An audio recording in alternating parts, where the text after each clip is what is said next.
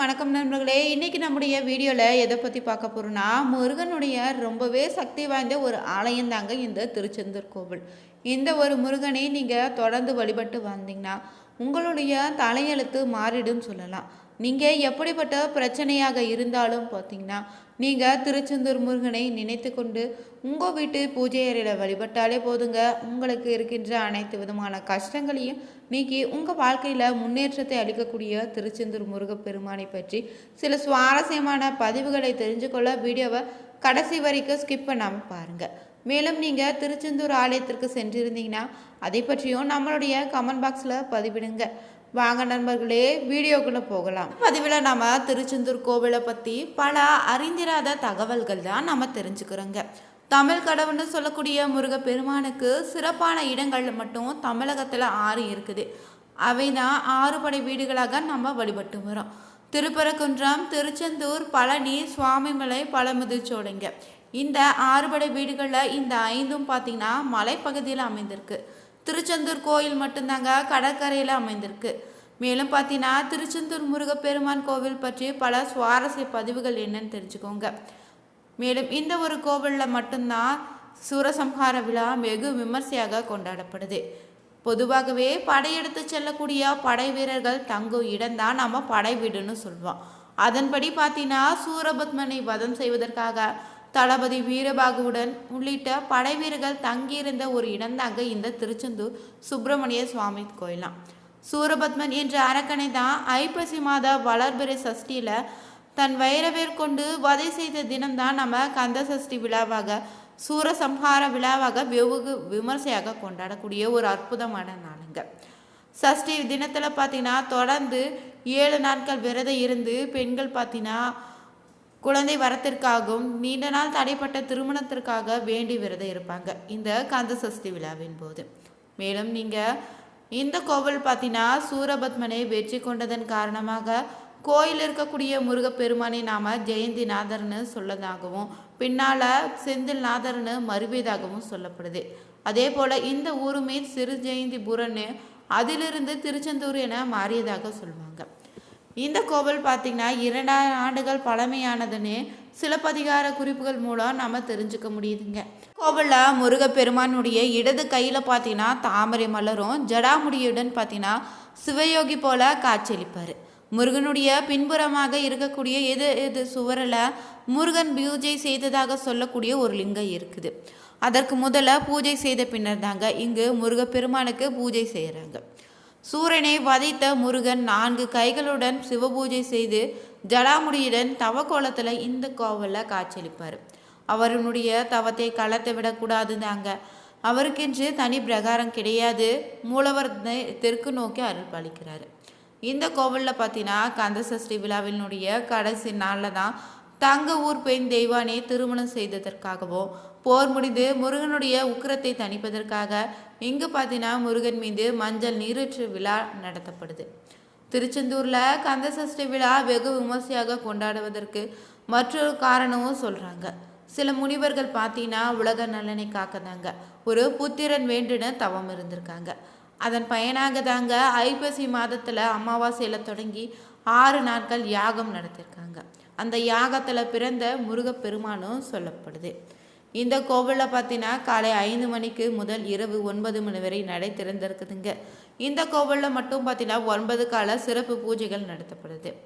தினமுமே பார்த்தீங்கன்னா மதிய உச்சிக்கால பூஜை முடிந்த பின்னாடி தான் ஒரு பாத்திரத்தில் பால் அன்னம் எடுத்து கொண்டு வந்து மேலே தாளத்துடன் சென்று கடலில் கரைக்கிறாங்க. இதற்கு கங்கை பூஜைன்னு சொல்கிறாங்க.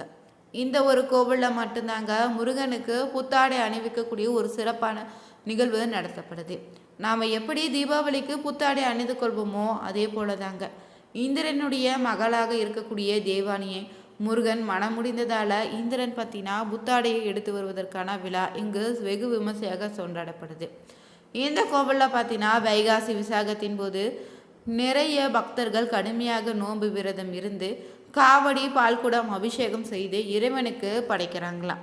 தங்கத்தேர் ஊர்வலம் சந்தனக்காப்பு அபிஷேகங்கள் செய்து வராங்க. பக்தியுடன் முருகப்பெருமானை அபிஷேகம் செய்து நீங்கள் வணங்குவதன் மூலம் பார்த்தீங்கன்னா உங்களுடைய மனக்கவலைகளிலிருந்து நீங்கள் விடுபட முடியுங்க.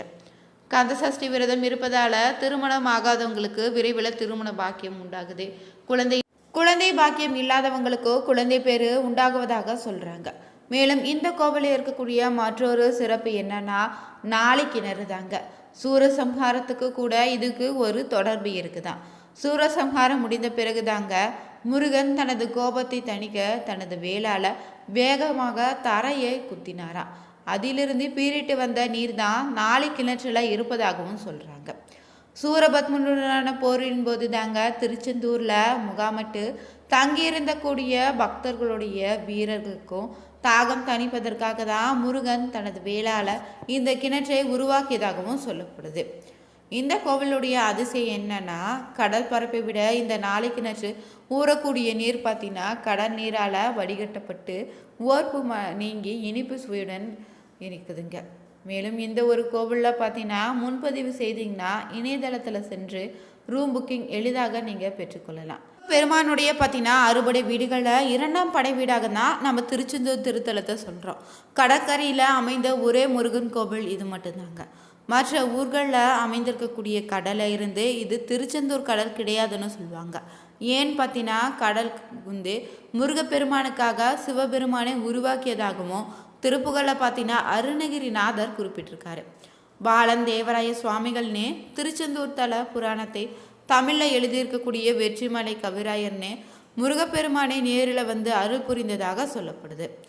மேலும் பார்த்தீங்கன்னா இந்த ஒரு கோவில் பலரது பிரச்சனைக்கு ஒரு பரிகார தலமாக தற்போது ஜோதிடர்கள் சொல்லக்கூடிய ஒரு அற்புதமான தலங்க. திருச்செந்தூர் தலத்திற்கு எப்படி சென்று வழிபட வேண்டும், திருச்செந்தூருக்கு செல்வதற்கு முன்னாடி நாம் என்ன செய்யலாம், எப்படி வழிபட்டால் முருகனுடைய முழு அருளும் கிடைத்து தலையெழுத்து மாறி வாழ்க்கை மகிழ்ச்சி நிறையுன்னு பலருக்கு தெரியாமல் இருக்குது. அதனால தான் பல பேர் இன்னுமே திருச்செந்தூருக்கு போய் வந்து கூட எந்தவித மாற்றமும் இல்லை, எனக்கு எந்தவித பலனும் இல்லைன்னு சொல்கிறீங்க. நீங்கள் முறையாக திருச்செந்தூர் முருகனை எப்படி தரிசிக்க வேண்டும்னு முதல்ல தெரிஞ்சுக்கோங்க.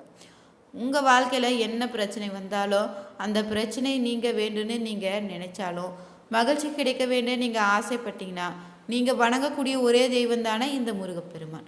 அதனால் முருகனை வழிபடுவங்க. உலகம் முழுவதும் நீங்கள் கோடிக்கணக்கில் இருக்கிறீங்கள.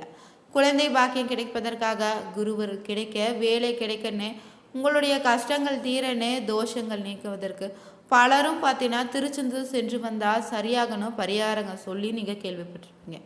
திருச்செந்தூருக்கு சென்று வந்து கூட அனைவருக்கும் பிரச்சனை தீர்ந்துடுது சொல்ல முடியுமா? சொல்ல முடியாது. ஏன்னா பலரும் பார்த்தீங்கன்னா இன்னும் ஒன்றுமே நடக்கலைன்னு புலம்புறவங்க கூட இருப்பீங்க. அப்படிப்பட்டவங்க நீங்கள் திருச்செந்தூர் வழிபட்டால் உங்களுடைய தலையெழுத்து மாறும் என்பதை எப்படி தெரிஞ்சுக்கோங்க. திருச்செந்தூர் கோவிலுக்கு போய் நாம் முருகனை தரிசிப்பது முக்கியம் இல்லையாங்க. முருகன் நம்மை காண வேண்டும் என்பது ரொம்பவே முக்கியங்க. திருச்செந்தூர் செல்வதற்கு முன்னாடி முதல்ல உங்களுடைய உடலையுமே மனதையும் நீங்கள் தயார்படுத்தி வச்சுக்கணும். இதற்கு உங்கள் வீட்டில் இருக்கக்கூடிய முருகப்பெருமான் படத்துக்கு முன்னாடி நீங்கள் விளக்கேற்றி வைத்து முருகனுடன் நீங்கள் மனம் விட்டு பேசுங்க. உங்களுக்கு என்ன குறையோ மனவேதனை அதனை முருகனிடம் சொல்லி புலம்பாமல் நீங்கள் முருகனிடம் மனம் ஒன்றி மனம் விட்டு பேசணுங்க. முருகா என நீங்கள் அழைத்து, நீயே துணை, நீ எனக்கு, உன்னை தவிர எனக்கு யாரும் இல்லை, நீ அழைத்தால் மட்டும்தான் உன் சன்னதிக்கு வருவேன்னு தொடர்ந்து நீங்கள் முருகப்பெருமானுக்கு வீட்டில் விளக்கேற்றி வைத்து வழிபாட்டு செய்து பாருங்கள். மேலும் பார்த்தீங்கன்னா முருகனுடைய திருப்புகளை படித்து வாங்க. நீங்கள் தொடர்ந்து திருப்புகள் படிக்க படிக்க உங்கள் வீட்டில் பிரச்சனை விலகி முருகனுடைய திருவருவால் வீட்டில் மகிழ்ச்சி நிறைவதை நீங்கள் உணர முடியுங்க. மேலும் பார்த்தீங்கன்னா ஏதாவது கனவிலோ இல்லைன்னா ஏதாவது ஒரு வழியில் முருகப்பெருமான் பார்த்தீங்கன்னா சில அறிகுறிகளை உங்களுக்கு காட்டுவார். அப்படி நீங்கள் கோவிலுக்கு செல்லக்கூடிய ஒரு வழியை ஏற்படுத்தி தருவாருங்க. பிறகு நீங்கள் திருச்செந்தூர் சென்றதுமே முதல்ல நாளை கிணற்றில் குளிக்கணும். பிறகு தாங்க கடலில் நீராடணும். பிறகு நீங்கள் கடை வீதியில் அமைந்திருக்கக்கூடிய துண்டிகை விநாயகர் கோவிலுக்கு போய் சிதறகாய் விட்டு வழிபாடு செய்திடுங்க. திருச்செந்தூரில் 20க்கு மேற்பட்ட சித்தர்களுடைய ஜீவ சமாதி இருக்குது, அங்கே சென்று வழிபடுங்க. பிறகு நீங்கள் முருகன் கோவிலுக்கு வந்து மூலவராக இருக்கக்கூடிய சுப்பிரமணியரையும் சண்முகரையும் வழிபாடு செய்யணுங்க. பிறகு முருகன் சன்னதிக்கு பின்புறம் அமைந்திருக்கக்கூடிய பஞ்சலிங்கங்களையும் வழிபடுங்க. வழிபட்ட பிறகு வெளியில் பிரகாரத்தில் இருக்கக்கூடிய குரு பகவான், பைரவ பெருமாள் ஆகியோரையும் வழிபாட்டு தான் நீங்கள் சொல்லணும். நீங்கள் திருச்செந்தூர் கோவிலில் கொடுக்கக்கூடிய பன்னீர் இலையில் கொடுக்கக்கூடிய விபூதியை கேட்டு பெற்றுக்கோங்க. நீங்கள் திருச்செந்தூர் கோவிலுக்கு செல்வதாக இருந்தீங்கன்னா அங்கேயே பார்த்தீங்கன்னா 8 நேரம் தங்குமாறு பார்த்துக்கோங்க.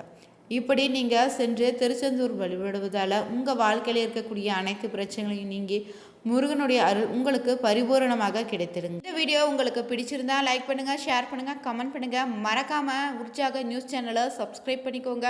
அனைவருக்கும் நன்றி நண்பர்களே.